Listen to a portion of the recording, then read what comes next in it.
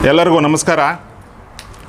ಈ ದಿನದ 2024 ಹೊಸ ವರ್ಷದ ಎಲ್ಲರಿಗೂ ಶುಭಾಶಯಗಳನ್ನು ಕೋರುತ್ತಾ, ಈ ದಿನ ಒಂದು ವಿಶೇಷತೆಯನ್ನು ಕೂಡಿದೆ. ಇಲ್ಲಿ ನಮ್ಮ ಶ್ರೀನಾಥ್ ಅವರ ಕಾಂಪ್ಲೆಕ್ಸ್ನಲ್ಲಿ ಜ್ಞಾನವಾಹಿನಿ ಇಂಟರ್ನ್ಯಾಷನಲ್ ಸ್ಕೂಲ್ ಅಂತ ಹೇಳಿಬಿಟ್ಟು ಏನು ಪ್ರಾರಂಭ ಆಗಿದೆ, ಅದು ಅತಿ ಕಡಿಮೆ ಅಂತರದಲ್ಲಿ ಇಷ್ಟೊಂದು ಮಕ್ಕಳನ್ನು ಅಡ್ಮಿಷನ್ ಮಾಡಿ ಪ್ರಾರಂಭಿಸಿದ್ದೀರಾ.